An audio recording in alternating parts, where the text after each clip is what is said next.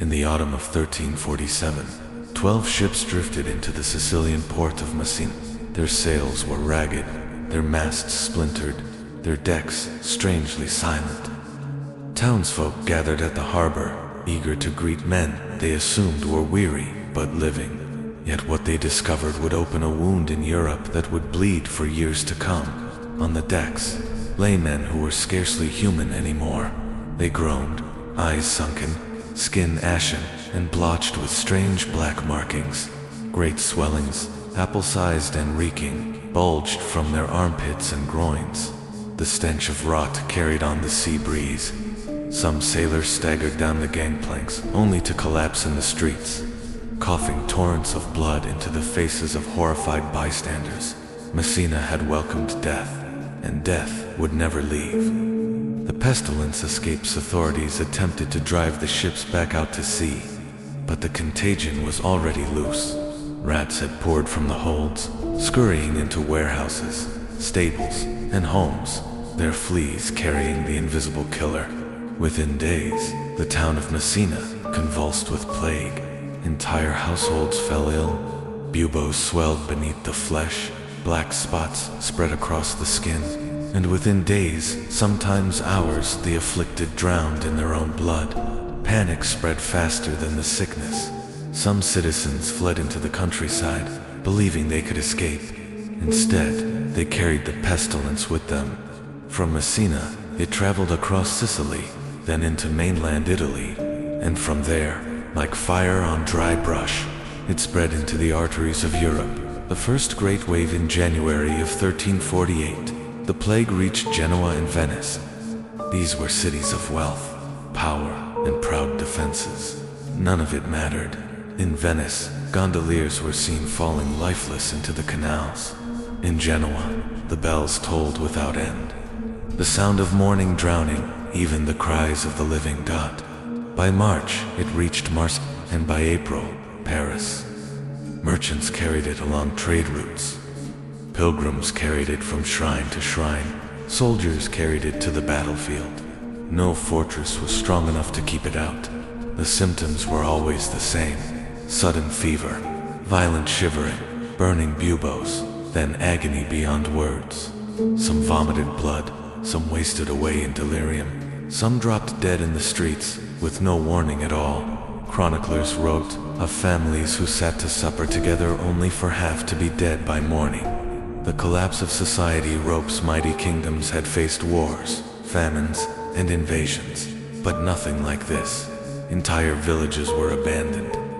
Fields of grain turned to weeds, as there were no hands to harvest them. In towns, bodies rotted where they fell, swelling with gas until they burst.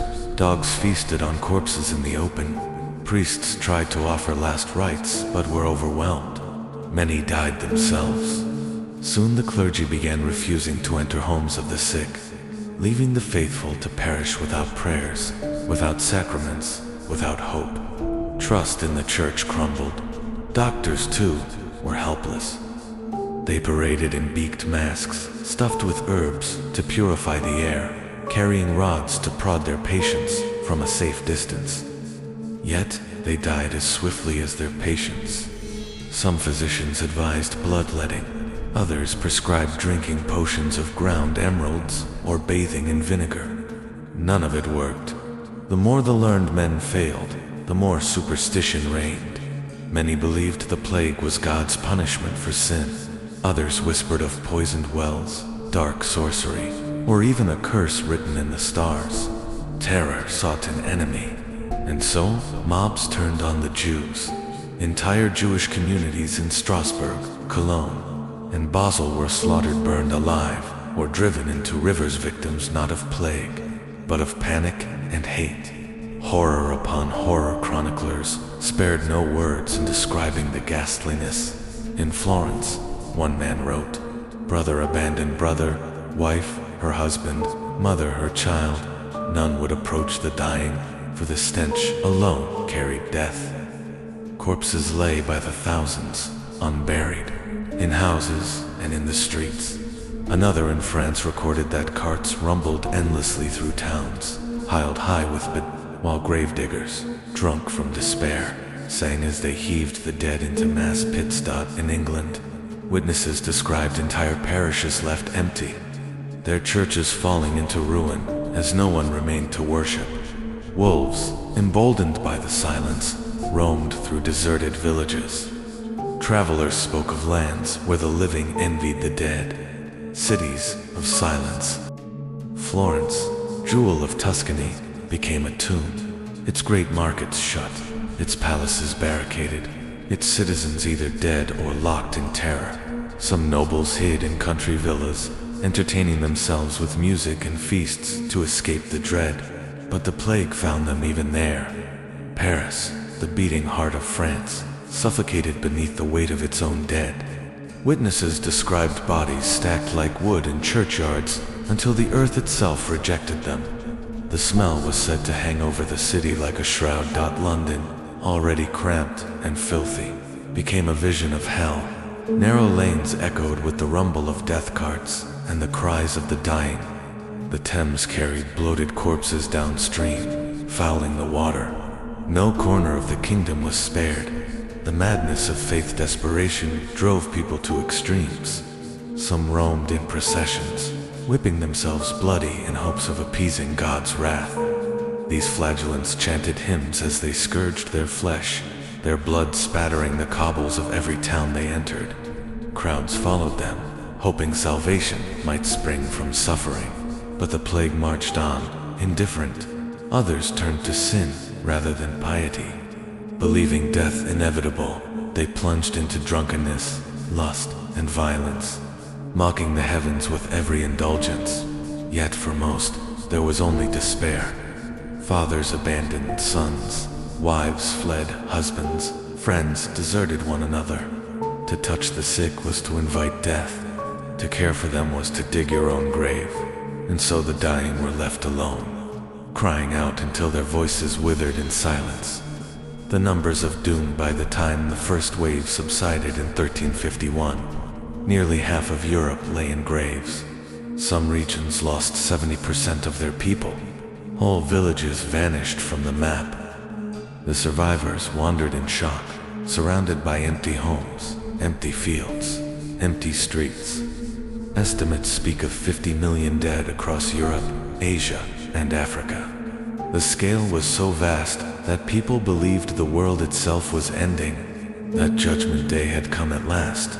Legacy of terror. The plague did not vanish after 1351. It lingered, striking again and again for centuries, returning in waves like a scythe, harvesting new generations.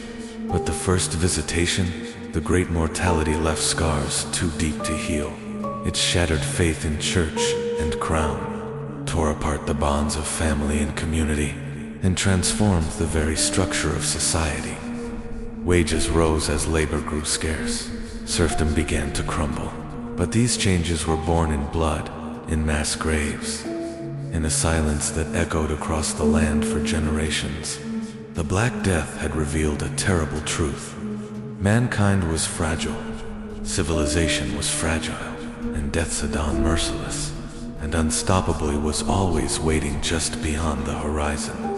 The first wave of pestilence between 1347 and 1351 carved a path so vast, so merciless, that Europe staggered beneath its weight.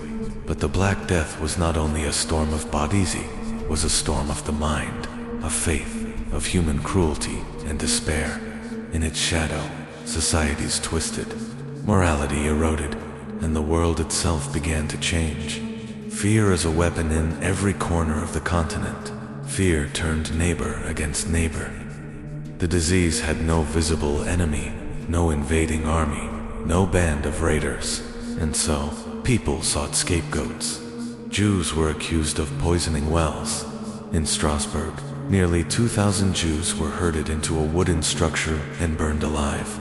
In Mainz, Cologne, and Basel, entire communities were exterminated. Survivors who fled often found no refuge, hunted down by mobs, or refused shelter by towns, too terrified to risk contamination. Lepers and beggars, too, became victims. They were beaten, stoned, or exiled, blamed for spreading the plague. To see a disfigured face or hear a stranger's cough was enough to ignite violence. The plague was a mirror. It revealed the cruelty hidden in man's heart when survival became the only law. The ritual of death in cities where the dead outnumbered the living. New rituals formed. Corpses were hauled through the streets by men who carried rags soaked in vinegar over their faces. Bells tolled day and night until their very sound became unbearable. In Florence, bodies were stacked in layers, one corpse, then a layer of dirt, then another corpse until great mounds rose above churchyards.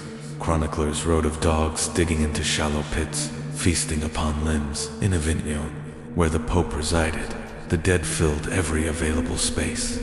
Pope Clement VI consecrated the entire Rhine River, declaring it holy ground, so that corpses thrown into the water would at least rest in sacred soil.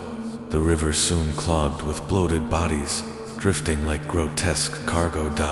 In England, mass pits swallowed whole parishes.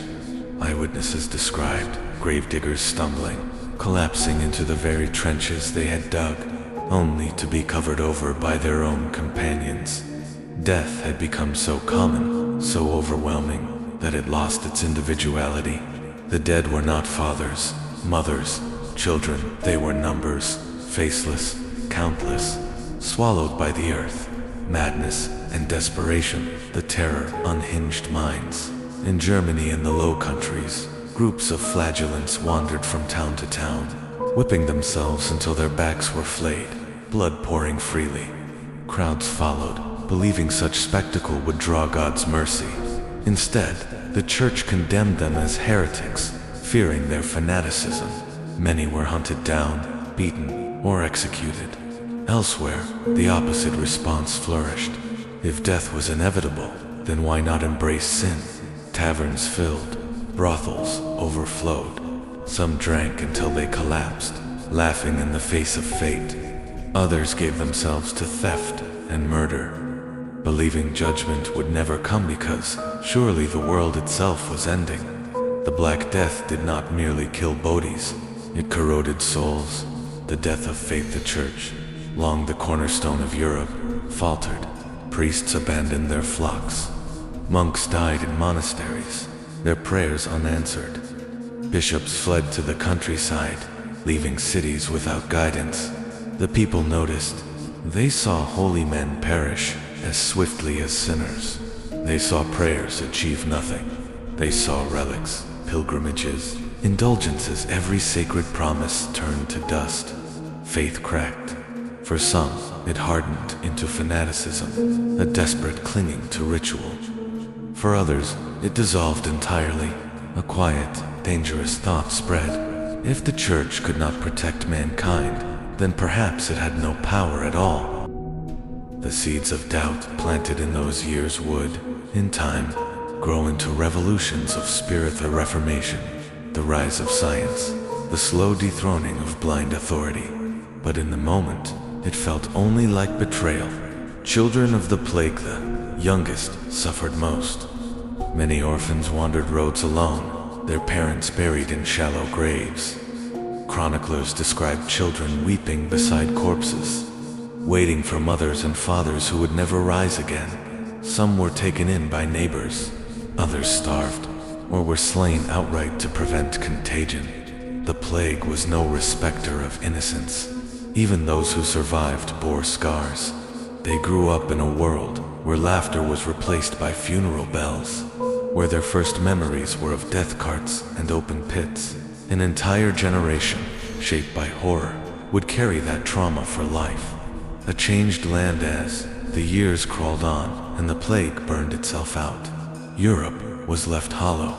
Whole villages had vanished, reclaimed by forests. Castles stood empty, their noble lines extinguished. But in this devastation, change brewed. With so many dead, labor grew precious. Survivors demanded higher wages. Serfdom, the age-old bondage to the land, began to fracture. Lords who once commanded power now found themselves begging peasants to work their fields. It was as if the plague, in its cruelty, had torn apart the very order of medieval life. The rigid hierarchies of feudalism weakened. The first cracks of modernity appeared. The return of the scythe, yet the Black Death was not content with a single strike. It returned again and again, in lesser waves for centuries. Towns rebuilt, only to be emptied once more. Fear never vanished, a shadow that haunted every cough, every fever, every rumor of pestilence from abroad. The memory of 1347 to 1351 became a wound passed down in stories, in art, in whispered prayers. The figure of death itself, the skeletal reaper, the Donk's macabre interred, Europe's imagination, etched forever into its culture. Murals, plays, sermons all bore the mark of a people who had stared into the abyss and seen its endless hunger. The weight of numbers. Historians estimate that between 1/3 and 1/2 of Europe's population perished, 50 million dead.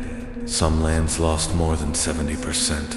Imagine a town of 100 souls reduced to 30 within weeks. Imagine a family of 6 reduced to none. Multiply that across a continent and beyond Europe. The devastation stretched across Asia and North Africa.